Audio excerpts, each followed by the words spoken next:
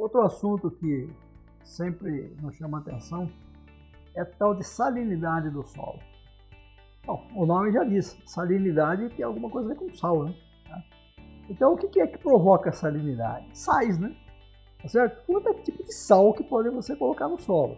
Então, veja bem, os fertilizantes, todos eles, fertilizantes minerais, são sais, tá certo? Então, vamos pegar o mais drástico que tem, que é o cloreto de potássio. O cloreto de potássio é um sal, né? Tudo que, em química inorgânica geral, assim, uma continha bem fácil, tá certo? É o seguinte, o que não é ácido ou base é sal. Então, veja bem, todas as reuniões entre íons que não tem hidrogênio ou hidroxilo, a gente chama de sal. Então, por exemplo, cloreto de potássio. Cloreto de potássio é KCl. K é o potássio, Cl é o cloro. KCl.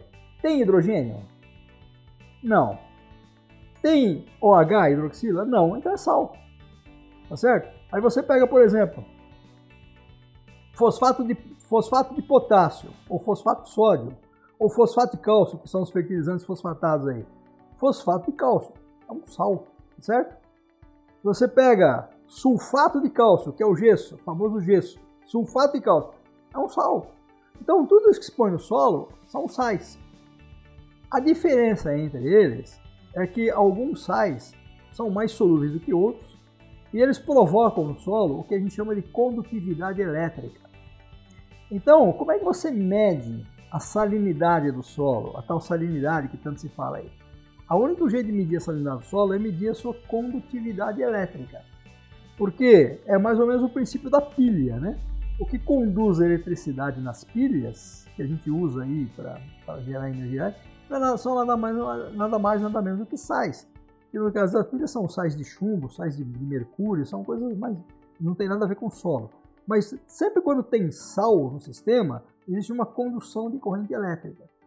Então existe um equipamento que chama-se condutivímetro, que tem no laboratório, onde então se faz um extrato. Se pega o solo, coloca o solo na água, mistura isso aí, faz como se fosse uma pasta, tá certo? Um barro, e extrai a água disso aí, como se fosse, que a gente chama extrato de saturação.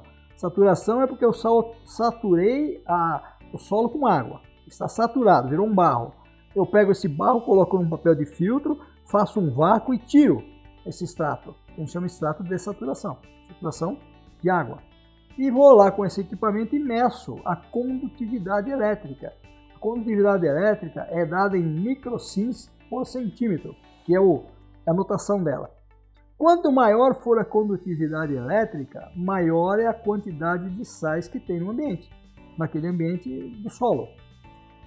Por exemplo, se você for no mercado agora e adquirir uma água mineral, essa garrafa de água mineral, lá está escrito qual que é a condutividade elétrica dela. Então, por exemplo, se eu pegar uma água mineral que ela está com uma condutividade elétrica de 100 microsims, que é água, que a gente chama de água mineral, por que ela tem 100 microsims de condutividade?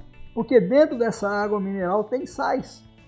Tem sais de cálcio, tem sais de potássio, tem sais de magnésio, tem sais de vanádio, tem sais de fósforo, assim por diante. Tem sulfato, eles estão lá na água. Quanto mais alta for essa condutividade elétrica da água, maior a quantidade de sais que tem lá dentro. Tá certo? A ponto de que se a condutividade for tão alta que eu não deveria nem beber mais essa água mineral. Que daí vai me prejudicar, vai me dar cálculo renal, um monte de coisa de tanto sal que tem lá. Tá certo? Além de aumentar a pressão sanguínea, né?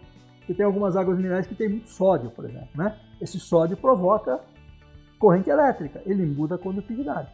Então, o jeito de se medir no solo, se ele é salino ou não, é medindo a condutividade elétrica. Então, quais são os principais sais que provocam isso? Os principais sais são sais de potássio, sais de sódio e sais que contêm enxofre, sulfato. Então, por exemplo, quando o camarada faz uma cobertura de cloreto de potássio, que é a moda aí, todo mundo aplica esse negócio. Cloreto, tem que aplicar o cloreto, o cara não fala nem potássio, fala cloreto. Na verdade, quem causa salinidade é mais o potássio que o cloro, mas todo mundo fala cloreto. Ah, aplicou o cloreto, tá. Você concorda que a hora que você aplica essa coisa no solo vai aumentar a salinidade? Ah, vou aplicar gesso. Ah, tá, aplica gesso. Vai aumentar a salinidade? Ah, o camarada vai aplicar fosfato de alguma coisa. Vai aumentar a salinidade. Agora, até que ponto que as plantas conseguem suportar isso aí? Tá certo? Então veja bem, ó, um exemplo bem típico para todo mundo entender. Quando a gente entra numa piscina, e você fica durante muito tempo dentro da piscina, você fica lá 1 hora, 2 horas dentro da piscina, perceba que o seu dedo, a sua mão, começa a enrugar. Você vai enrugando. Você percebe que está tudo enrugando. No mar acontece a mesma coisa. Quando você vai ficar na praia, vai enrugando. Por que você está enrugando?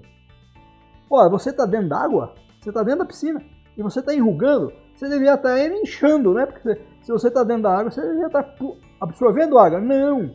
Dentro da piscina você está perdendo água para a piscina. Por que você está perdendo água a ponto de enrugar?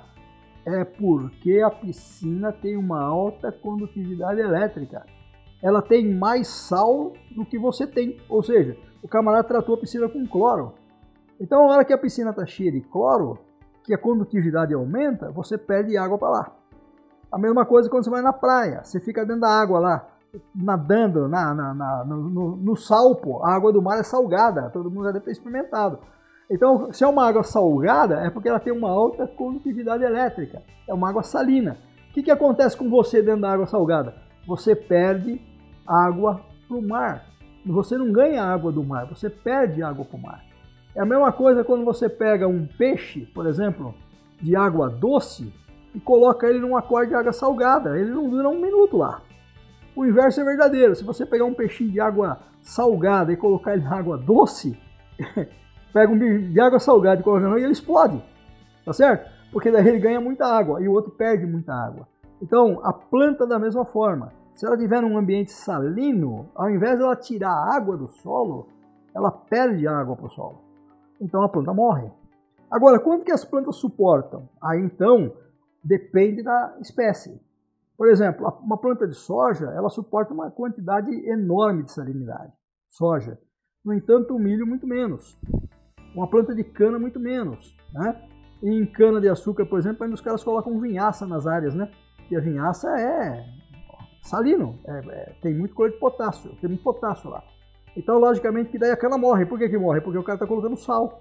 Então, a única jeito de medir salinidade é com a medição da condutividade elétrica do solo, que é possível fazer em qualquer laboratório.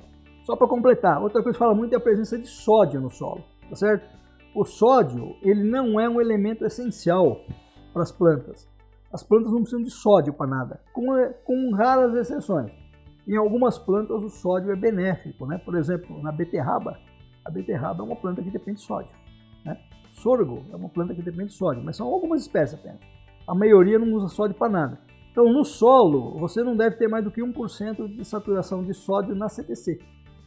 Na CTC total, 1%, até 1% se tolera. Acima de 1%, o negócio passa a ser deletério, passa a ser altamente salino. A mesma coisa com o potássio. Não se deve passar de 4 ou 5% de saturação de potássio na CTC, porque senão o sistema fica salino. Ao invés da planta tirar a água do solo, ela perde água para o solo. É exatamente o que nós não queremos, né? Tá certo? Então, por isso, você precisa tomar cuidado com a salinidade no sentido da condutividade elétrica. Se a planta estiver indo mal, por exemplo, com algum problema, é interessante fazer a condutividade elétrica. Às vezes ela não está indo bem naquela área por uma questão de salinidade.